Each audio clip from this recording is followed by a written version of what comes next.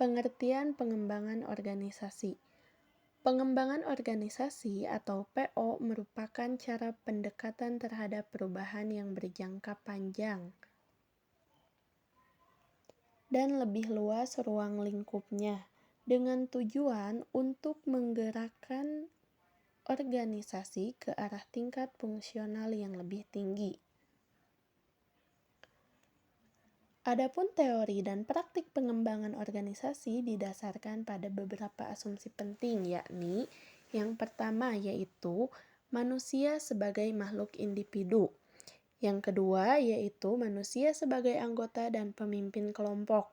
Yang ketiga yaitu manusia sebagai wadah organisasi.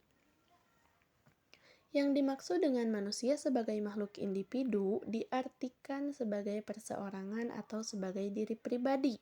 Maksudnya adalah manusia sebagai diri pribadi merupakan makhluk yang diciptakan secara sempurna oleh Tuhan Yang Maha Esa.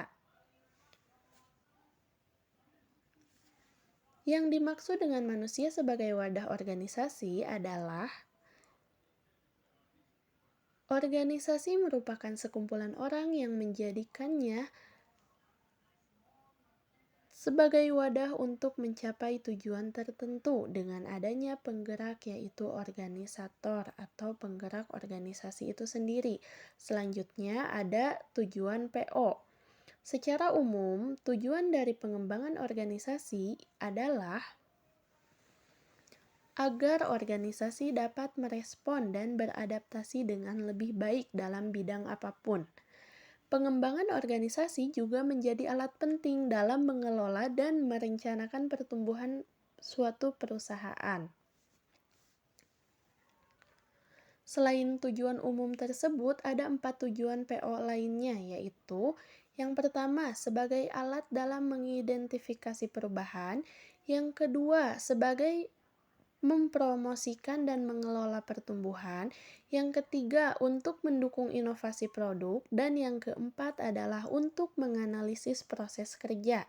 Sekian teori mengenai pengertian dan tujuan pengembangan organisasi.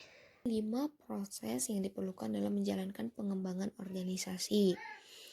Yang pertama ialah identifikasi dan definisi masalah. Pada poin ini, kesadaran masalah meliputi pengetahuan tentang kemungkinan masalah pertumbuhan organisasi, kepuasan anggotanya, dan efektivitas organisasi dan penggunaan SDM.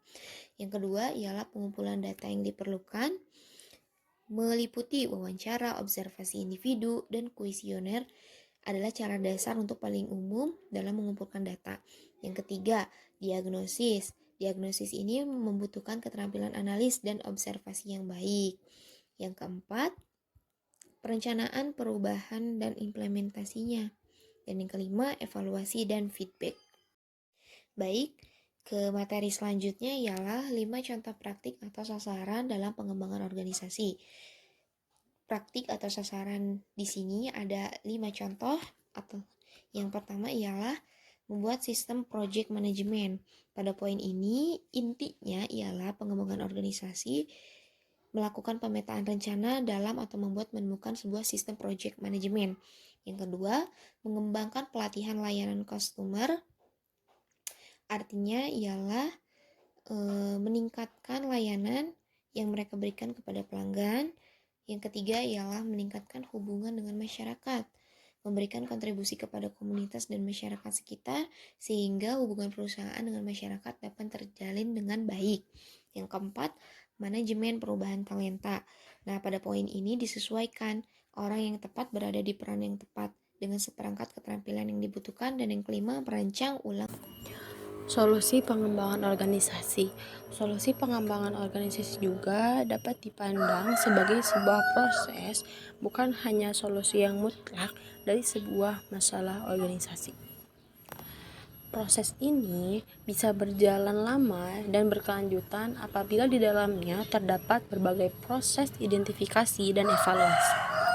Ada 5 proses solusi pengembangan organisasi yang umumnya diperlukan dalam pengembangan organisasi. Yang pertama yaitu identifikasi dan definisi masalah. Pemahaman dan identifikasi masalah dalam organisasi adalah langkah pertama proses orang dalam. Kesadaran masalah meliputi pengetahuan tentang kemungkinan masalah, yaitu pertumbuhan organisasi, kepuasan anggotanya, efektivitas organisasi, dan penggunaan sumber daya manusia. Setelah memahami dengan tepat apa masalahnya, praktisi pengembangan organisasi dapat melanjutkan untuk mengumpulkan data yang diperlukan untuk menyelesaikan masalah tersebut. 2. Pengumpulan data. Pengumpulan data ini yang diperlukan mengumpulkan data-data yang mungkin merupakan aktivitas terpenting dalam proses pengembangan organisasi, seperti wawancara, observasi individu, dan kuesioner. Kuesioner ini adalah cara dasar paling umum untuk mengumpulkan data. Dengan metode pengumpulan data-data pun bisa berbeda-beda sesuai dengan sifat masalah yang dihadapi perusahaan.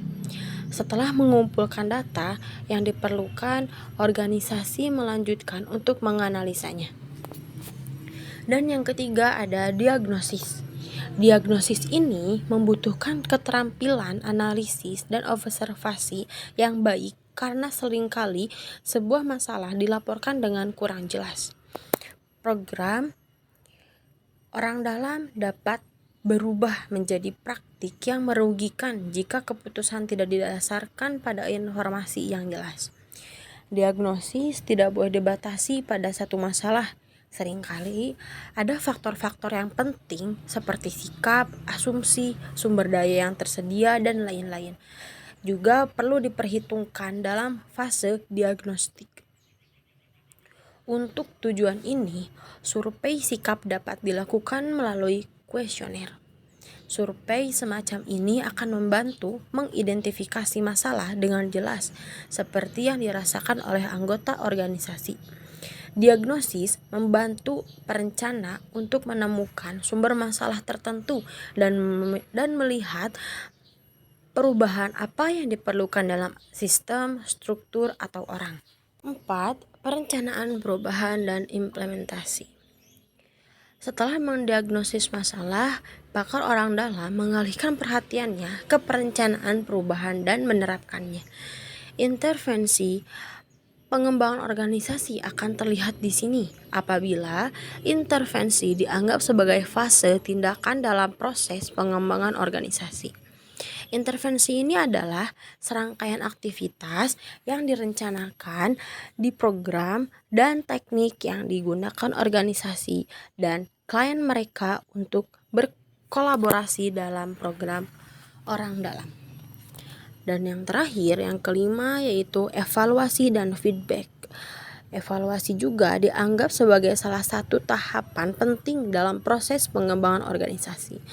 Ketika satu tahap berakhir dan tahap lainnya muncul, evaluasi sangat membantu untuk mengetahui apa yang telah dilakukan, apakah yang dilakukan dengan benar atau tidak, dan menunjukkan apakah perlu adanya pekerjaan lebih lanjut sebelum lanjut ke tahapan berikutnya. Setiap aktivitas orang dalam tidak lengkap tanpa feedback yang tepat. Feedback adalah proses menyampaikan evaluasi kepada karyawan atau kelompok yang bersangkutan melalui sesi atau laporan khusus.